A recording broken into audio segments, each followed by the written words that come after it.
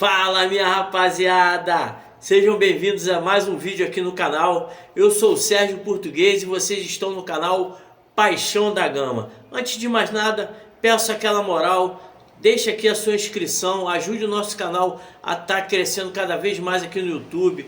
O seu like para poder estar divulgando cada vez mais os nossos vídeos. Seu comentário aqui é de suma importância para a gente estar tendo um feedback do que vocês estão achando aí do nosso dia a dia do Vascão. E também não se esqueça de apertar o sininho de notificações para poder estar recebendo aí os nossos vídeos futuros. Eu também vou estar falando aqui a respeito do primeiro pré-jogo, né, desse ano de 2025. Também vamos falar a respeito aí da classificação do Vasco na Copa São Paulo de Junho, uma classificação heróica da rapaziada aí do Sub-17. Mas antes disso, solta a vinheta aí.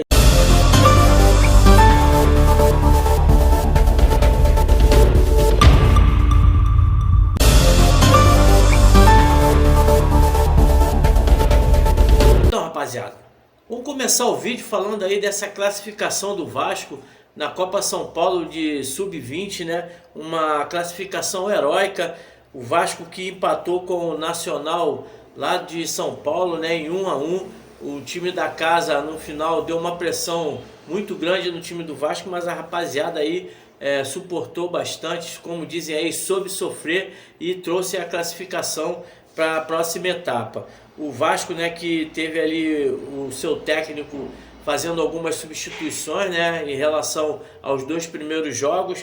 Ele tirou ali do time ali o André, né, que era o centroavante, o João Vitor, ponta esquerda, que já tinha sido ali o único jogador a ter feito um gol na copinha pelo Vasco, e também mexeu ali na lateral esquerda com o Andrei. Ele colocou ali o João Gabriel no lugar do Andrei, o Ramon, que foi o autor do gol aí de pênalti também, no lugar do João Vitor, e o Léo Jacó como centroavante do time.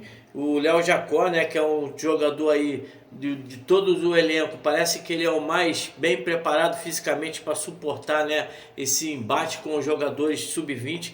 A gente sabe aí que o nosso time é um sub-17, jogadores ali com formação ainda, né, o físico ainda não está bem preparado para disputar com jogadores que praticamente já são profissionais. Então hoje ele fez essa substituição que surtiu muito efeito. Hoje o jogo já foi totalmente diferente dos dois jogos anteriores, onde o Vasco ficou muito abaixo do esperado.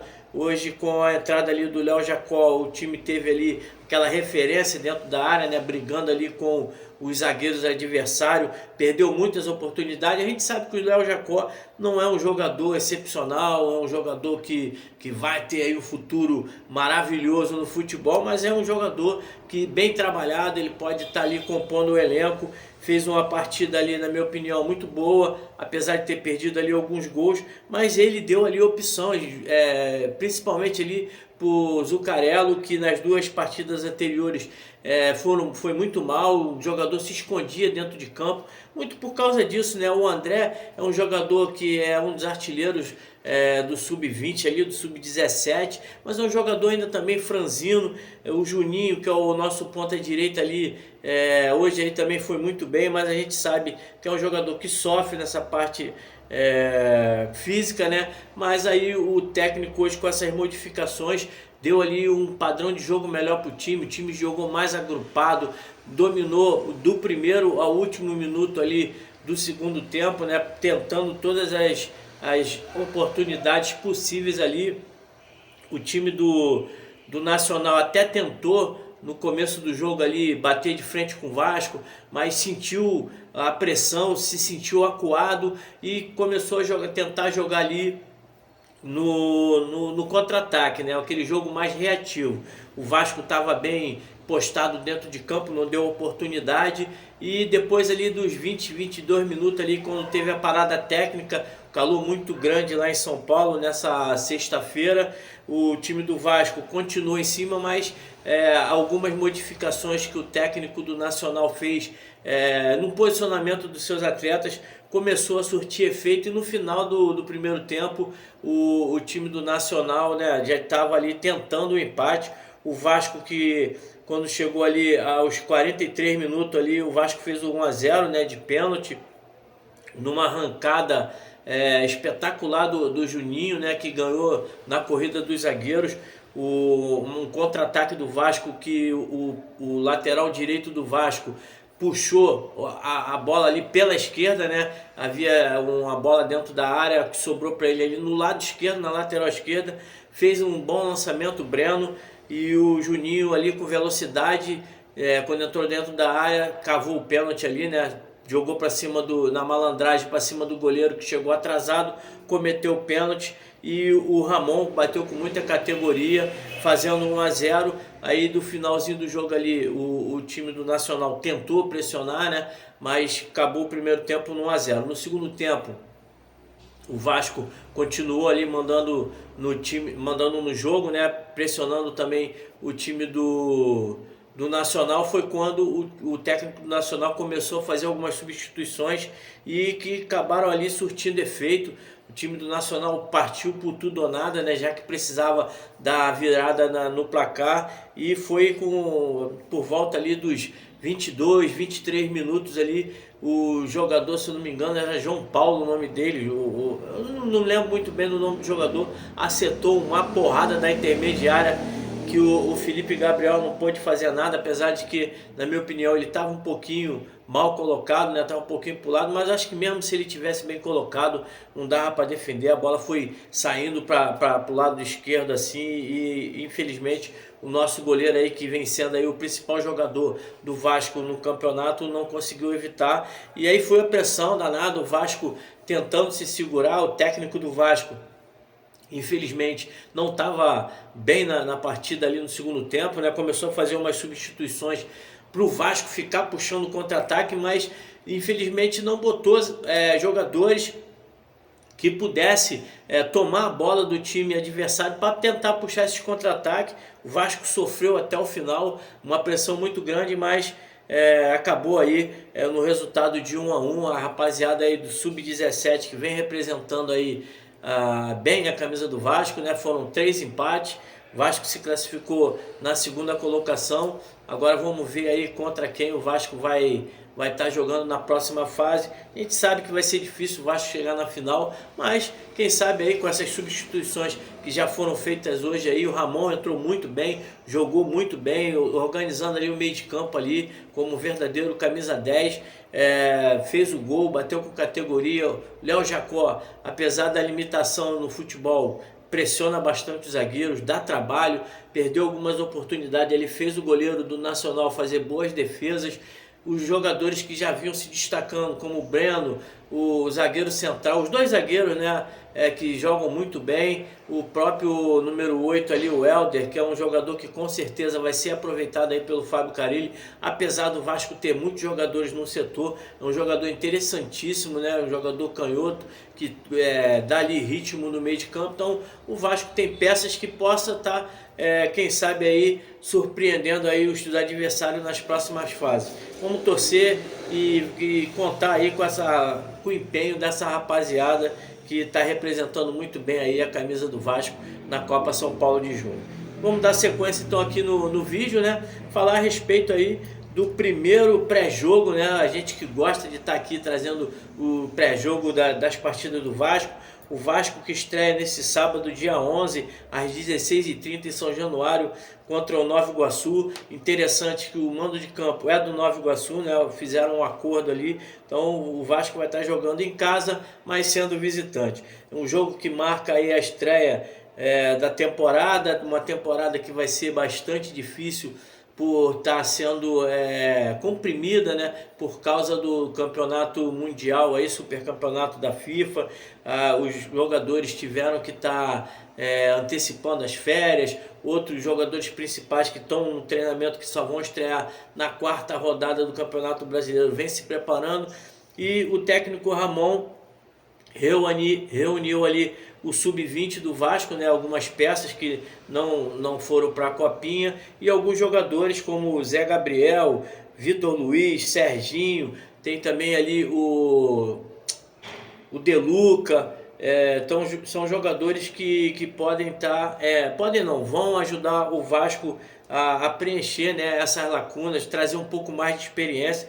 O Vasco, que esse time, né, no caso, já teve aí um revés desagradável aí contra o Volta Redonda no primeiro jogo treino ali, um jogo dividido ali, 90 minutos dividido em 3 partes. Então o técnico Ramon começou ali testando ali algumas opções, foi vendo ali com quem ele poderia estar contando ali para o time principal, mas a gente espera aí que essa rapaziada possa entrar com determinação para poder aí representar muito bem ali o time principal do Vasco, né? E aparecer também para o técnico Carille para poder ser opção, né, para o time principal, o time que tem ali bons jogadores que vem do sub-20 ali, como o zagueiro Luiz Gustavo. Temos também ali no meio de campo o Carlos Eduardo, JP, que também já participou aí do grupo principal em 2024. Bruno Lopes, que teve aquele jogo ali contra o Corinthians ali, ele foi aproveitado, um jogador que faz bastante gols, apesar de ter ali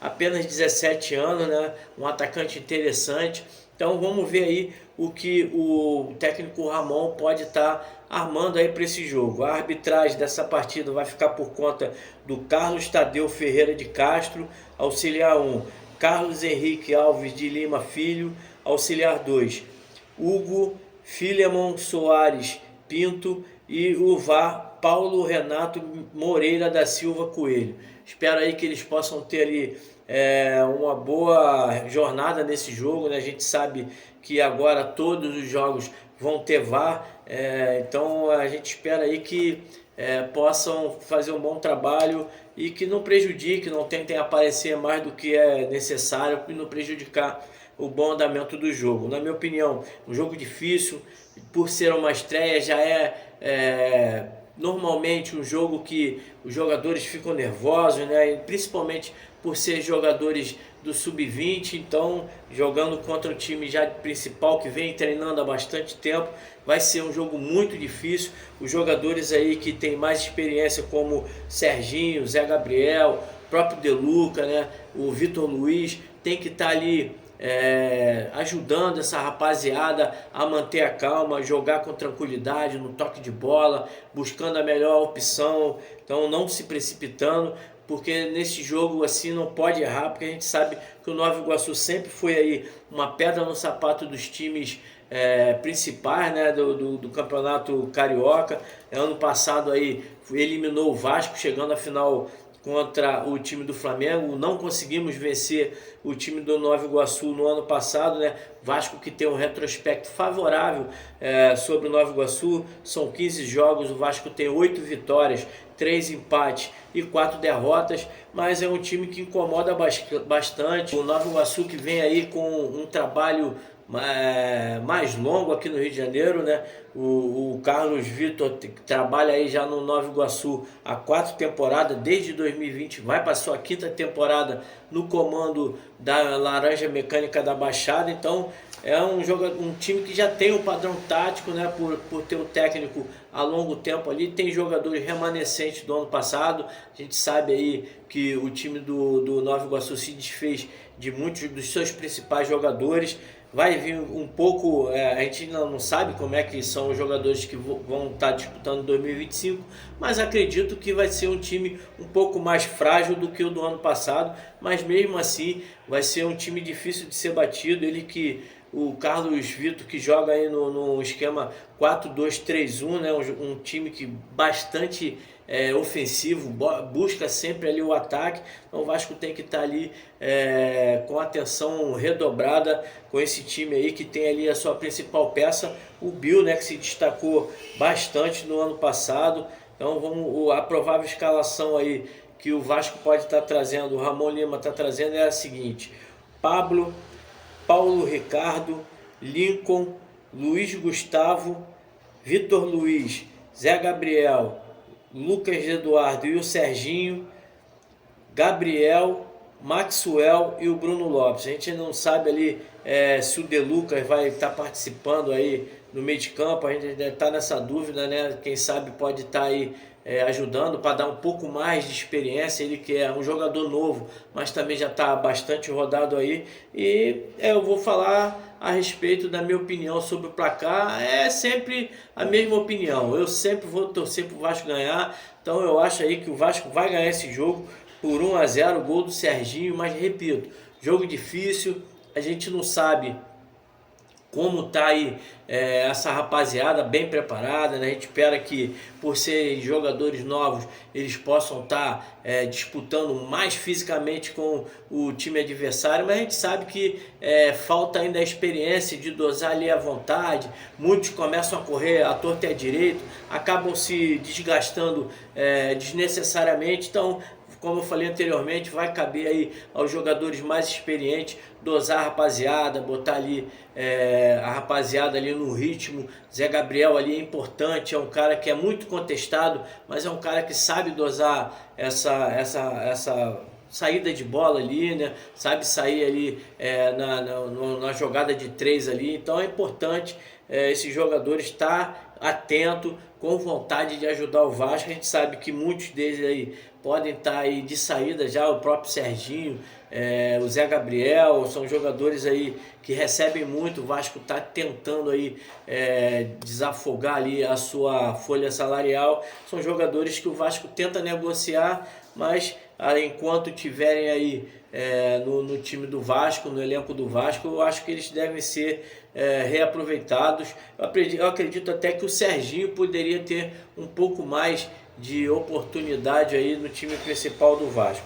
Essa aí foi a minha opinião. Infelizmente não temos muito o que falar taticamente, a gente não sabe como o Ramon Lima gosta de jogar. Depois desse primeiro jogo aí vamos ter aí o pós-jogo, aí a gente vai estar analisando aqui tudo que aconteceu nesse jogo entre Nova Iguaçu e Vasco. Espero que eu esteja certo aí, o Vasco saia com uma vitória. Valeu? Deixe o seu comentário aqui, o que você acha, se essa rapaziada aí vai conseguir representar o Vasco da melhor forma possível e entregar ali aos time principal ali na parte de cima da tabela. A gente sabe que o Campeonato Carioca, os times de menos expressão, né, menos poder aquisitivo, começam a se preparar anteriormente, tem essa vantagem sobre os times principais aí, Flamengo, Botafogo, Vasco e Fluminense, né, que vão estar aí com certeza botando times alternativos. Então vamos ter que brigar, porque é importante.